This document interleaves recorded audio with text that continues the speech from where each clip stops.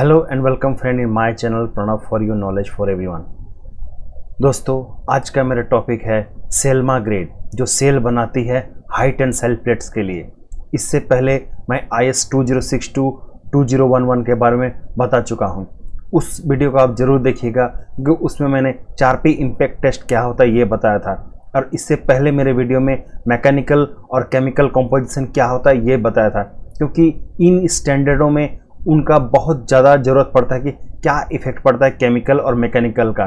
तो आइए आज का टॉपिक शुरू करते हैं सेल के विभिन्न ग्रेड में, जैसे सेल्मा 350 HI, सेल्मा 450, सेल्मा 650 क्या होता है इन ग्रेडों में। आइए देखते हैं।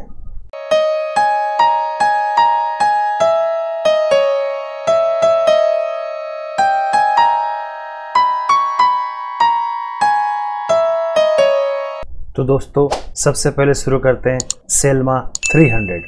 सेल्मा 300 केमिकल कंपोजिशन में क्या है, इसमें कार्बन चाहिए 0.20, magnesium 1.50, sulphur 0.045, phosphorus 0.045, aluminium 0.02, silicon 0.45, carbon equivalent 0.44, और ये एलॉय एलिमेंट जो डाला गया है जिसमें नेवाडियम, वेनाडियम और टिटानियम है, ये 0.25 या इसके बराबर होना चाहिए। मैकेनिकल प्रॉपर्टी में क्या है, जो 300 है तो YS भी 300 होगा, मतलब ग्रेटर देन 25 mm का थिकनेस है तो YS 300 होना चाहिए।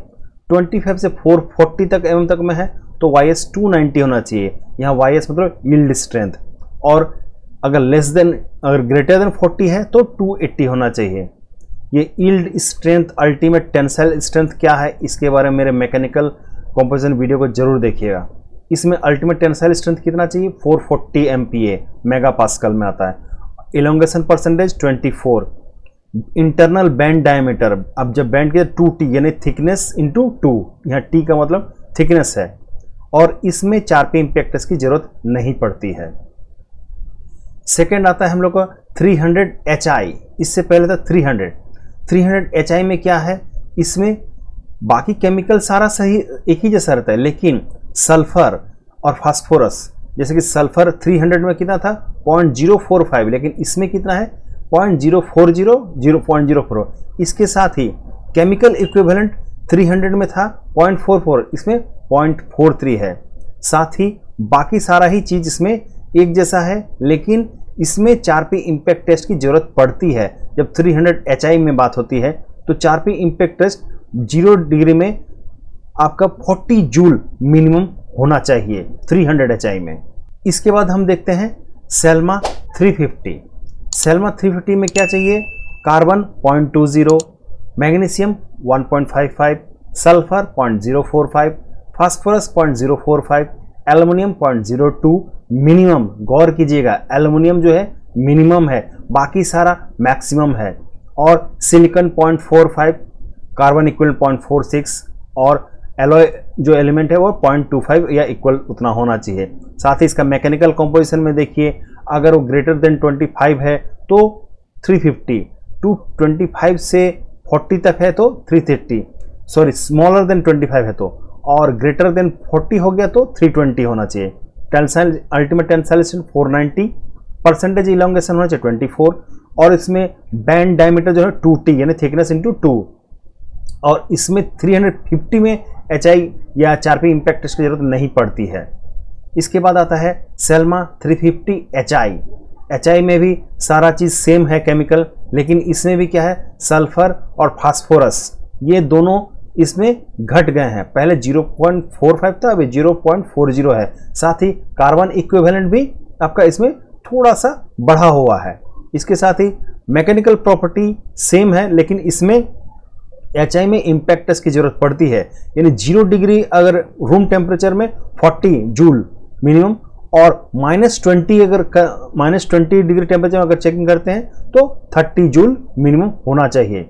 इसके बाद आता है 410, Selma 410।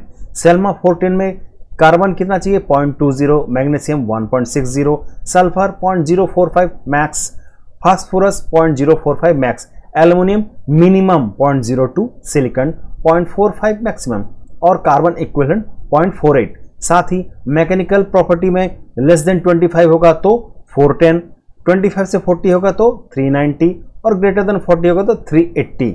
Ultimate tensile strength 580 megapascal, elongation 22% और बैंड टेस्ट जो होगा वो 25 से अगर मिनिमम में है तो 2T और इसमें इम्पैक्ट टेस्ट की जरूरत नहीं होती है। अब हम 410 HI में आते हैं। सिमिलर सी बात है, इसमें भी सेम सल्फर और फास्फोरस ये दोनों जो है ये थोड़ा घट जाता है, लेकिन इसमें केमिकल इक्विवेलेंट वैसे ही रहता है जैसे पहले था। और इसके साथ ही इसके मैकेनिकल प्रॉपर्टी में जो है वो सारा ही सेम है, लेकिन इसमें सिर्फ कहाँ जरूरत पड़ती है, इम्पैक्ट टेस्ट। जब भी HI वाली बात आती है, हाई टेंसल वाली बात, तो इसके इम्पैक्ट टेस्ट की जरूरत पड़ती है। इसमें इम्पैक्ट टेस्ट 0 डिग्री में 35 होना चाहिए और -20 डिग्री में 25 जूल होना चाहिए मिनिमम। इसके बाद आता है हमारा 450 स्मॉलर। 450 में क्या है, carbon 0.20, magnesium 1.65, sulphur 0.45, phosphorus 0.045, aluminium minimum 0.02, silicon 0.45, carbon equivalent 0.50। Mechanical property में क्या है, अगर लेस देन 25 है तो 450 मेगापास्कल, 25 से 40 है तो 430 और ग्रेटर देन 40 है तो 420।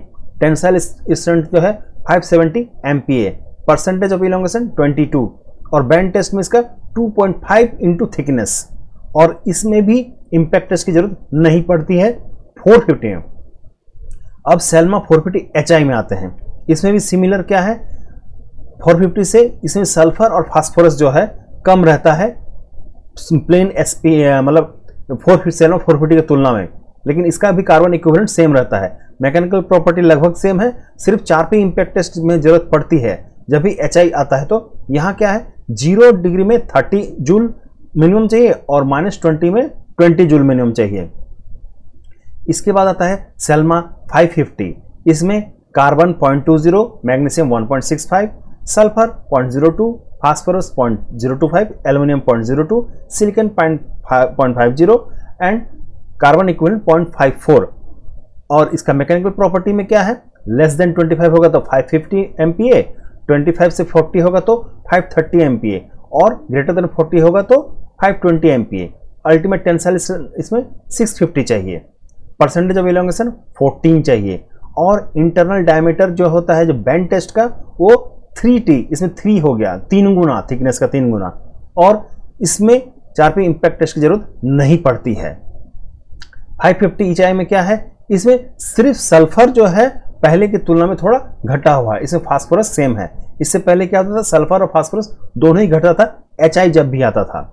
और इसके मैकेनिकल प्रॉपर्टी में क्या है, इम्पैक्ट टेस्ट में यहाँ पर क्या है, इम्पैक्ट टेस्ट जरूरी है और रूम टेम्परेचर में 25 जूल होना चाहिए और -20 डिग्री में 15 जूल मिनिमम होना चाहिए। इसके बाद सेकंड आता है हम लोग का सेल्मा 600। सेल्मा का ये लास्ट है जो 600 में आता है। इसमें कार्बन का परसेंटेज थोड़ा बढ़ा रहता है, 0.22 मैक्स रहता है। मैग्नीशियम में थोड़ा बढ़ा रहता है 1.70, sulphur 0.015, phosphorus 0.025, aluminium 0.02 minimum and silicon 0.50 maximum और carbon equivalent 5.54।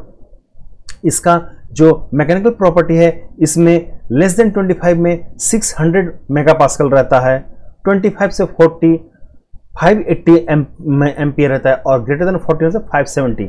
Ultimate tensile strength 730 होता है और परसेंटेज ऑफ इलोंगेशन 14 होता है और बैंड टेस्ट में इसमें 3.5 मतलब 3.5 टाइम्स ऑफ थिकनेस होता है और इसमें 4P इम्पैक्ट टेस्ट की जरूरत नहीं पड़ती है। दोस्तों सेल्मा 600 का HI वर्जन सेल ने नहीं निकाला है, सेल्मा का इतना ही ग्रेड है जिसने सेल निकाला है। दोस्तों उम्मीद करता हूं आज का ये शो आपको अच्छा लगा होगा। अच्छा लगा होगा तो मेरे चैनल को जरूर लाइक कीजिएगा और सब्सक्राइब कीजिएगा और अगर कोई टॉपिक समझ में नहीं आए हो तो वो मुझे ज़रूर बताइए।